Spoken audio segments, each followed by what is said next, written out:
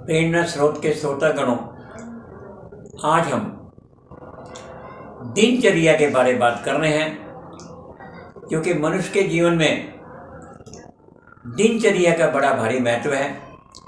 हमारा दिन कैसे बीते, ये सुबह से ही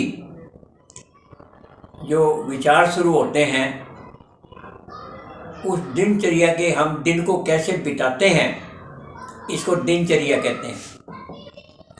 तो दिनचर्या तो वैसे देखा जाए तो हर एक की अलग अलग हो सकती है, परंतु प्राय घर में जो दिनचर्या है वो कैसे चले। सर्वप्रथम early to rise, early to bed, make a man healthy, wealthy and wise. जल्दी सोना समय पर और जल्दी उठना सुबह, ये हमें ध्यान रखना चाहिए कि सुबह पहले हम अपने सूर्य निकलने तक उठ जाएं और उठ करके अपने घर में सर्वप्रथम बाहर स्वच्छता का ध्यान रखें, सफाई का ध्यान रखें। परंतु उठते समय ये ध्यान रखें कि सबसे पहले धरती माता को प्रणाम करो, जो हमारे लिए इतनी सुविधाएं प्रदान करती हैं। उसके बाद अपने इष्ट देव को प्रणाम करो, जो कि सारी सुविधाएं हमें प्रदान करते हैं। उन्हीं के हाथ में हमारा जीवन है। उसके बाद तांबे में रखे हुए पानी का सेवन करें, और उसके बाद जो है, क्योंकि तांबे में रखे गए पानी का सेवन करने से हमारा पेट साफ रहता है, कई बीमारियों से दूर रहते हैं। तो इस प्रकार से फिर बाथरूम वगैरह का, टॉयलेट वगैरह का से फारिग होकर के आँखों का ध्यान रखें। हाथ जब सुबह उठते हैं तो टॉयलेट वगैरह से फारिग होकर के आँखों को ठंडे पानी से, मतलब सर्दियों में चाहे वो थोड़ा कोसा पानी भी ले सकते हो, और आँखों में छपके मारें जिससे कि आँखें ठीक रहें हमारी। दांत में मंजन करें जिससे कि दांत हमारे ठीक रहें, स्वस्थ रहें। और उसके बाद अपनी दिनचर्या पर लगें। घर की सफाई करनी है, और टीवी या रेडियो पर अगर कोई चीज़ आप जो करते हैं तो उसके अंदर से ऐसे जो कि सुबह से परमात्मा का नाम हो, अपने इष्ट देव का नाम हो, ऐसे भजन या सुचारू रूप से चलने वाले कार्यक्रम चलाएं। सुनते भी रहें और कार्य भी करते रहें।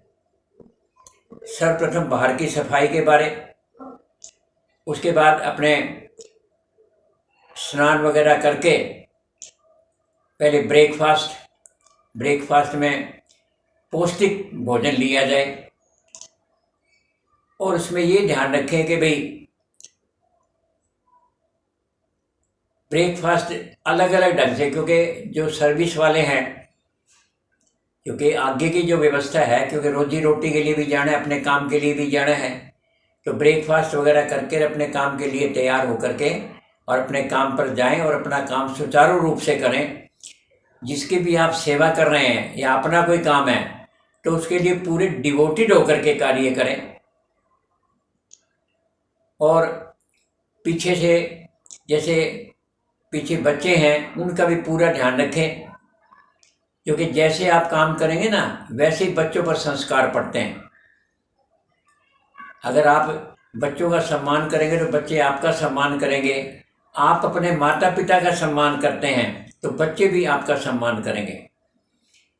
तो इस प्रकार से एक इसमें एक कहावत है बीच में कि एक पिता जो है उसकी, यानी एक बच्चा है और एक दादाजी है। बच्चा और दादाजी खेल रहे हैं और आपस में एंजॉयमेंट कर रहे हैं। तो उसके बाद कोई दुर्घटना घट जाती है तो बच्चे की माँ गुजर जाती है। तो फिर बच्चा जो है वो भाई वो यानी बच्चा और दादा तो खेलते रहते हैं भाई, आपस में बताते हैं कि भाई दुख सुख की बातें करते हैं और करते हैं भाई, कोई बात नहीं। तो पिता जो है दूसरी माँ ले आता है, पर तो दूसरी माँ इस कंडीशन पर, दूसरी माँ ने कंडीशन रखी कि अगर आपके दादाजी घर में रहेंगे तो मैं नहीं शादी करूंगी तुम्हारे से, और तुम्हारे दादाजी चले जाएंगे तो मैं तुम्हारी शादी, यानी उसके ससुर जे पिताजी, तो मैं शादी। तो उसने अपने पिताजी से पूछा कि भाई पिताजी इस तरह कहते हुए शादी तो कर लेगी वो, परंतु उसमें जो है वो कहती है कि भाई अगर आप वृद्ध आश्रम में चले जाएं तो वो मेरे से शादी कर सकती है। तो बोला कोई बात नहीं है, तो भाई मामूली सी बात है, जैसा आप कहते हो वैसा मैं कर लूँगा।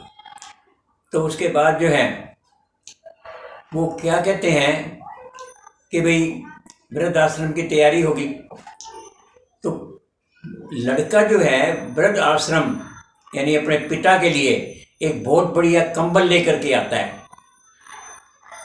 कंबल लेकर के आता है तो कहता है ये पिताजी आप वृद्ध आश्रम के अंदर जब सर्दी पड़े तो उसे बचाव रखने के लिए कंबल आप रख लो, ब्लैंकेट, बड़ा सुंदर ब्लैंकेट था। तो जो होने वाली जो पत्नी थी उसने एकदम देखा, ये बोले भाई ये क्या है, बोले ये अपने पिताजी के लिए कंबल लेके आया हूँ। बोले इतने इतने अच्छे कंबल की क्या जरूरत थी, ये तो कोई घर में कंबल पड़ा होता है, इनको देते गुजारा कर लेते। तो बोला मतलब इतना सुंदर ब्लैंकेट की क्या जरूरत थी। तो ये बातें पोता सारी सुन रहा था, बेटा मतलब सुन रहा था उसका। तो उसने बेटे ने कहा, बोला अच्छा लाओ ये ब्लैंकेट मेरे को दो। बेटे ने कैंची से ब्लैंकेट के 2 टुकड़े कर दिए। 2 टुकड़े करके एक तो बोला दादाजी आपके लिए है, ये मेरे पिताजी आप मेरे दादाजी को दे दो, और एक मैं अपने पास रख रहा हूँ, समय आने पर जब मैं आपको वृद्ध आश्रम में भेजूंगा तब आधा जो है ये टुकड़ा ये ब्लैंकेट आपके काम आएगा। तो देखो कितना प्रभाव बच्चे पर पड़ा।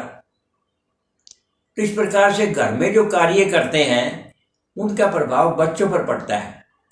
आप अच्छे ढंग से रहते हैं, और घर के अंदर जो है शिक्षा का बड़ा भारी महत्व है, स्वास्थ्य का बड़ा भारी महत्व है।